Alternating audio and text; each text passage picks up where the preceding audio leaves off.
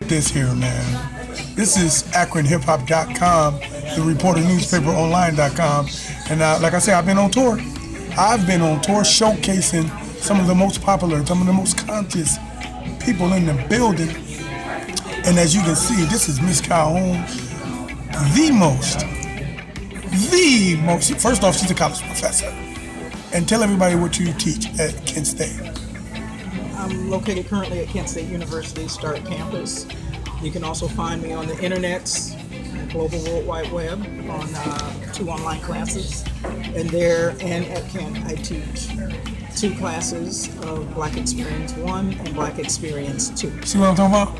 You see what she just said? She's teaching Black Experience 1 and Black Experience 2. You know what I'm saying? I got her on my speed dial, so you know I'm conscious too. Listen, let me ask you a question, man. When you think about the state of Black consciousness here in Akron, Ohio, do you think it's alive and well? And if so, could you tell me about it? Well, the Akron community in Akron and the African Akron community in Akron is a sleeping giant. Explain. I think as Kwame Nkrumah used to say, all we need is that critical spark in order to move the people from thinking to action. Right. Right now, with the most recent events going on, particularly the Kavanaugh hearings and how they affect African American women, African American health, the Me Too movement and whatnot, are saying that people need that critical mass or that spark to get things going, to get them to thinking that we need to move to act.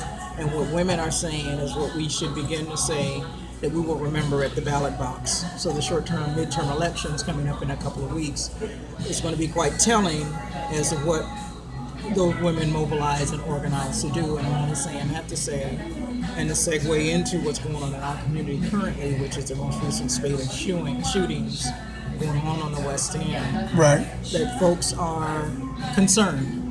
They're tired of being tired, as Ella Baker or Fannie Lou Hamer used to say, I'm sick and tired of being sick and tired.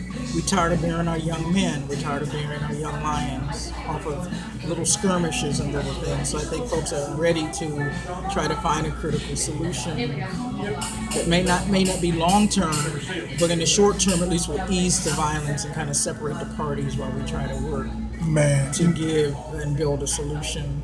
But we need to be in the driver's seat of that solution, or those politicians will make the decision for us. I like that point. So listen, I've been asking everybody the same generic question. So I'm gonna ask you, is it possible to have or to embody bits and pieces of all the Black religion as it states here in North America? I'm talking about, is it possible to be the Moor, the Nation of Islam, the Black Christian, the Hebrew Israelite? Is it possible?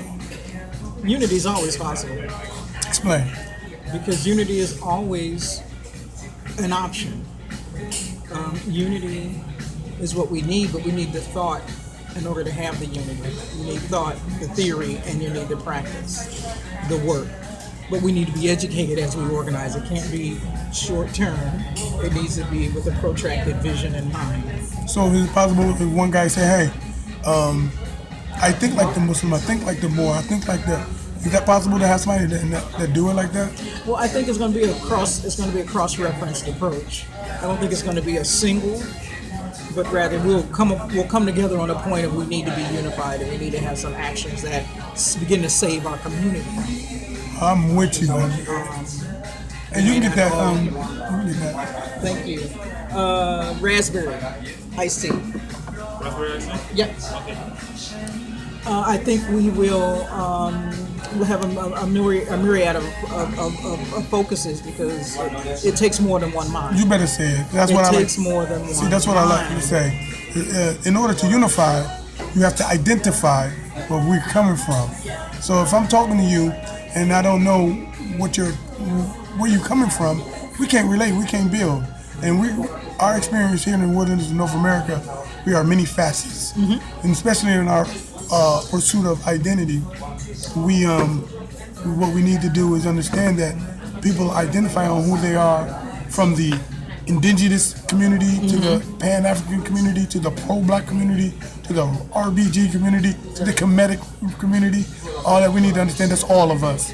And in order to unify that, we have to respect that. Would you agree? I mean, I think so, and that means we each got to give up a little something. You better say You it. each have to give up a little, not of your core, but you need to know that we can agree on a point of unity. That's the first base. And then we have to begin to cultivate that strategy such that each of us in our particular strategic approaches are represented. Because it's not going to be all or none. It's not going to be all one way or all this way or all that way. It's going to be a collaboration. I like when you said we all got to give up a little something. Thank you for giving up a little. Thank you for giving up a little bit of your time. And you had some fun and get something done. Also, all day, every day. Peace.